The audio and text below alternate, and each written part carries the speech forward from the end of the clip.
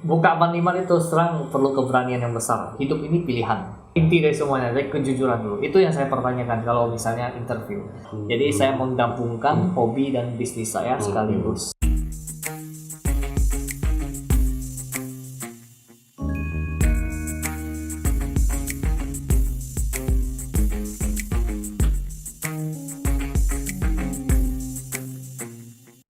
Tempat kita hadir seorang pengusaha muda milenial ya, yang tidak asing lagi, Bapak Vicky Chandra, yang biasa disebut Bang Afung ya. Iya, Bungkai dipanggil Bang Afung. Iya.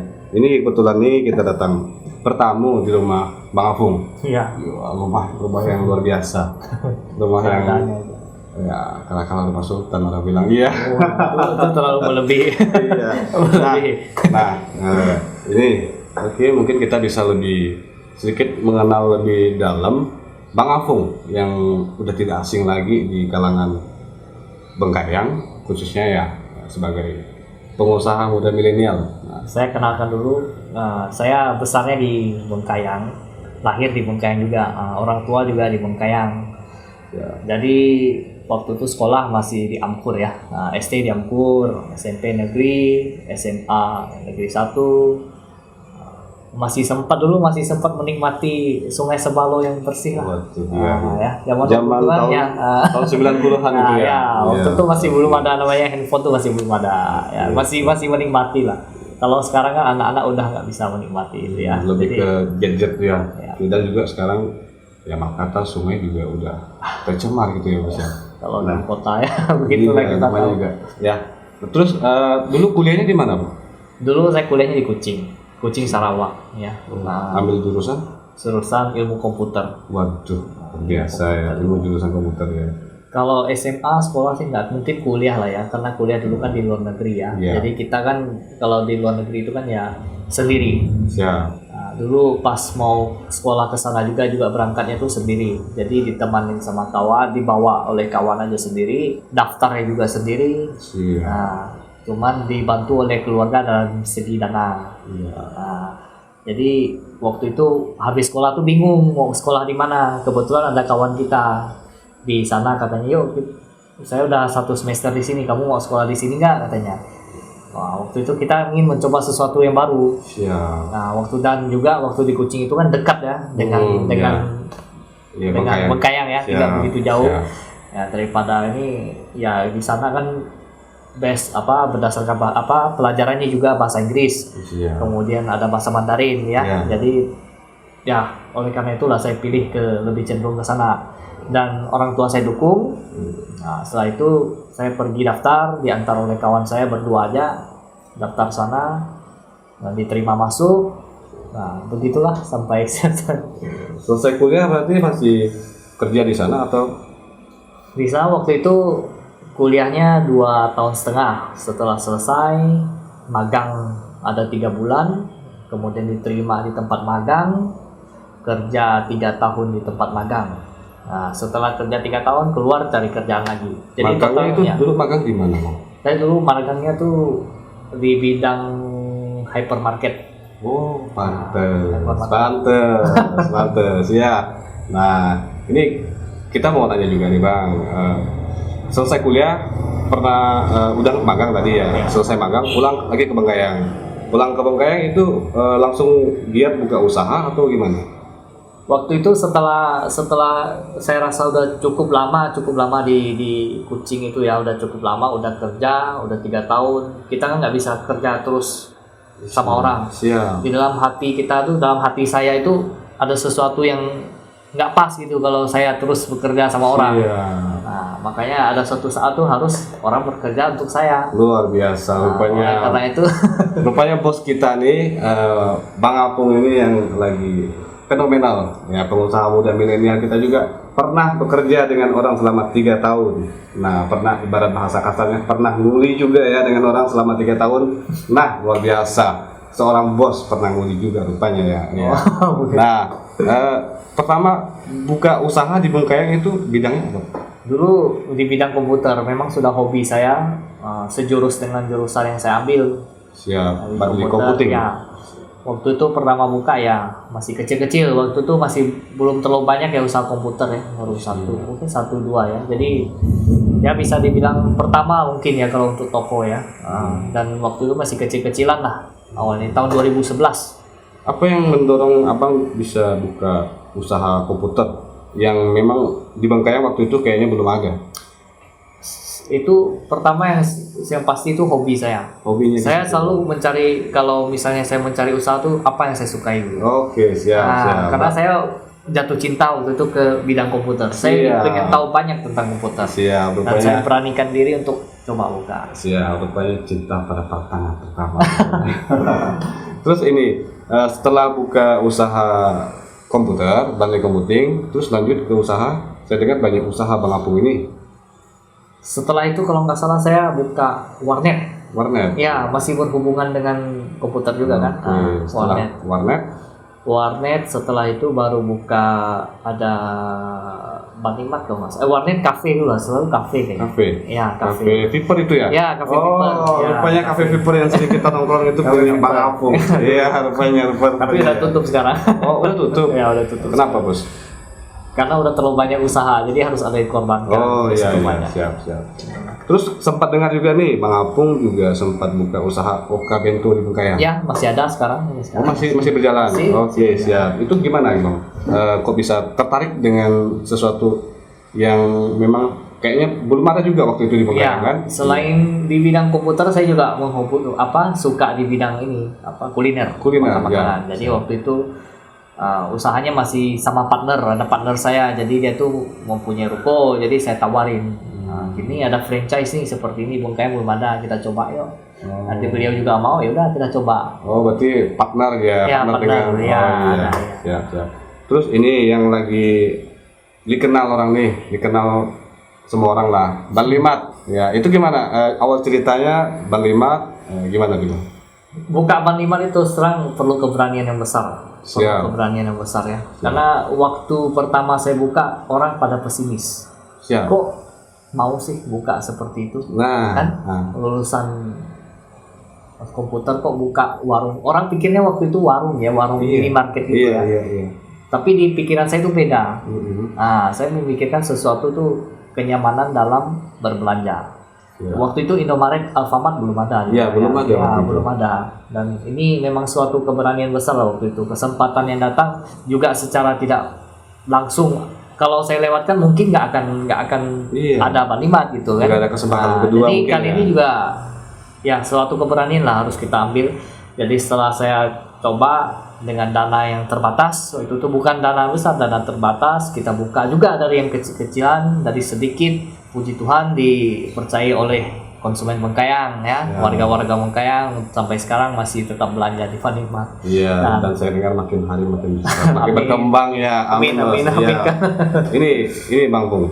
Bang Pung kan ada usaha dari komputer, warnet, dulu sempat kafe, sempat juga Oka Bento kuliner. Terus sekarang yang lagi booming itu kan, lagi terkenal itu kan Banimat. Selama usaha-usaha Bang Pung itu pernah nggak kayak drop pernah, kayak misalnya Viper itu kan tutup ya. Tutup karena kan memang karena udah terlalu banyak ya usaha. Karena kita kalau nggak terlalu fokus ya itu resikonya, resiko dari suatu keputusan yang kita ambil. Jadi kalau misalnya kita ingin sesuatu, jadi kalau kita terlalu banyak, kita nggak fokus ke satu atau kedua, ya tetap ada harus dikorbankan. Jadi saya rasa yang paling mengguncang dulu pas kejadian kebakaran yang di pasar belakang. Ya, waktu itu saya masih di Kucing ya. Di Kucing waktu itu kebakaran situ, waktu itu masih kerja sana, terus kebakaran habis kan ruko. Orang tua juga di situ ya? Ya, di rumah. Jadi kan habis ya rumah. Ya puji Tuhan bapak mama masih sehat waktu itu, orang tua sehat, keluarga sehat, hanya saja harta sama rumah lah ya. Rumah itu kan harus dibangun lagi. Dari situ kan kita rasa ya terguncang lah, yang paling mengguncang waktu itu di situ. Berarti waktu itu orang tuanya juga mulai lagi dari nol. Ya, mulai dari nol. Luar biasa. Waktu itu tragedi pasar tengah, pasar belakang habis semua. Pasar belakang, ya. Ya, siap. Ya, berarti sesuatu yang luar biasa. Rekan-rekan kawan-kawan pasar tengah, pasar belakang bisa kembali bangkit lagi, Ya, mulai semua lagi. Mulai dari nol lagi. Saya panggil bos apa panggil abang nih, Bang Acung nih. Janganlah, saya lebih muda. Saya lebih muda. Iya. Kalau nggak salah dulu Bang Apung ini adik kelas saya kalau nggak salah dulu. Ya, dulu ini SMP sama SMA dulu. Ya, kita. Oke. Saya panggil abang aja, apa ya, Bang Apung. Nah, Bang Apung dalam Bandi Komputing dulu Viper ya, Viper mungkin udah tutup ya. Bandi Komputing, Oka Bento dan Banlimat itu kan karyawannya lumayan banyak gitu. Total Banlimat ada 22. Wow, luar biasa. Terus Bento 7. Di Komputing ada 4. Berarti 34 ya total. Mungkin dalam tantangan menghadapi karyawan itu mungkin ada. Kalau saya mencari karyawan tuh, saya mencari diri saya dulu sendiri. Siap. Saya mau karyawan tuh harus ada satu yang paling penting, kejujuran. Siap. Itu saja. Inti dari semuanya. Dari kejujuran dulu. Itu yang saya pertanyakan kalau misalnya interview. Satu dulu, kejujuran. Saya nggak peduli dia itu fisiknya kah, pintar ngomong atau apa, yang penting kejujuran dulu. Siap. Dari kejujuran nanti dia bisa belajar. Siap. Oke, siap. Waktu itu kan kita sempat 2 tahun kita pandemi. Nah, selama pandemi mungkin kawan-kawan juga merasakan ekonomi kita mengalami sesuatu yang namanya krisis. Terpengaruh ya kalau di Bandi Komputing, Oke Bento terpengaruh waktu itu. Jadi kan kalau Bandi Komputing kan biasa orang waktu pandemi kan udah menyimpan uang. Jadi kan komputer itu bukan kebutuhan primer. Iya. Jadi waktu itu sempat mengalami penurunan lah, penurunan. Tapi masih bisa tetap jalan. Nah kalau di Banlimat nggak terlalu besar terpengaruh karena kan kebutuhan sehari-hari tetap berjalan. Waktu itu sempat Bang Apung nih kemarin berapa bulan yang lalu ya sempat kontak. Bikin baju ya, baju itu tim sepak bolanya. Bang Apung di dalam itu saya sebagai ketua di Bengkayang Putra Bumi Emas. Waduh, luar biasa, seorang bos yang punya usaha banyak masih sempat menyempatkan diri jadi ketua dalam dipercayai kawan-kawan. Luar biasa. Ya, itu dari hobi ya, memang hobinya sepak bola. Hobi sepak bola dari saya SD memang udah bagian dari hidup saya sepak bola. Wow, luar biasa. Berarti masih sempat menyempatkan diri untuk hobi olahraga ya. Ya, luar biasa. Dan juga saya mendengar, juga melihat di beberapa event, ya Bang Apung ini selalu ikut serta, selalu ikut terjun di dalam brand, kadang-kadang di sponsor, dan sempat mendengar ada suatu event yang disponsor penuh oleh Bandi. Nah itu gimana ceritanya Bang? Kenapa tertarik dengan sponsor? Ya namanya kan brand awareness ya kalau saya. Brand awareness itu apa? Orang tuh harus tahu Bandi itu apa? Bandi itu sebenarnya kayak gini dulu. Bandi belum ada Banlimat tuh orang bilang Bandi itu nggak tahu. Mereka tadi Bandi Komputing kan nggak terlalu di mana ya. Cuman mungkin dia yang di bidang komputer lah. Kalau di bidang market ini kan mencakup semua aspek, mulai dari anak kecil kan, remaja, orang tua. Jadi orang tuh harus tahu melalui sepak bola. Dan sepak bola adalah udah hobi, udah bagian dari hidup saya. Jadi saya menggabungkan hobi dan bisnis saya sekaligus. Ceritanya gimana sih bisa sampai bikin brand Bandi? Iya. Dulu tempat saya usaha Bandi Komputing itu adalah tempat usaha kakek saya. Jadi dari kakek ke bapak ke saya. Jadi dulu usaha kakek itu kalau nggak salah di itu Banli. Banli juga? Ya, Banli. Jadi saya waktu itu buka toko pertama bingung juga toko apa mereknya. Terus tanya ke bapak, waktu itu kakek buka usaha pakai nama apa? Mereka sering panggil kakek kayak saya itu Banliten. Iya. Tahu kan? Dari situ saya pakai menggunakan Banli. Iya, saya juga sempat dengar cerita tentang Banliten. Rupanya diangkat dari panggilan kakek lah. Panggilan kakek, siap. Waktu masa kecil saya juga sempat mendengar tentang kisah-kisah beliau. Ya, lumayan menginspirasi di kalangan kita anak muda sekarang. Banyak yang lebih memilih, saya nggak mau kerja sama orang, gitu kan. Lebih baik saya usaha sendiri walaupun kecil-kecilan. Nah, tapi Bang Apung seorang boleh bilang berkecukupan.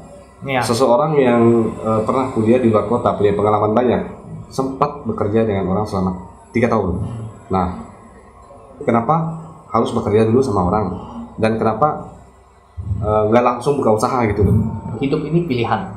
Hidup itu pilihan, ya. Hidup itu pilihan. Ya. Siap. Jadi kamu boleh pilih bekerja dulu, atau kamu boleh pilih langsung terjun ke usaha. Siap. Tapi kamu harus betul-betul pilih. Ya. Kalau kamu pilih terus bekerja sama orang, ya pilih dulu, bekerja dengan benar-benar. Ya. Jika kamu pilih untuk menjadi pengusaha, betul-betul tekuni untuk menjadi pengusaha. Ya. Seperti itu. Nah, dari situ nanti kamu harus fokus. Intinya fokus. Fokus. Ya, fokus. Misalnya kamu sekarang menggeluti usaha apa, ya kamu fokus ke situ. Kamu gagal, cari penyebabnya. Kenapa gagal? Harus tahu penyebab gagal dan kita coba lagi. Ya, coba lagi. Oke, siap. Malam ini kita ngobrol singkat di rumah Bang Apung, seorang pengusaha muda milenial yang tidak asing lagi, yaitu pemilik brand Bangli Mat, Bangli Computing. Selamat malam Bang Apung, sampai jumpa lagi kita di episode Terima kasih. berikutnya. Terima kasih.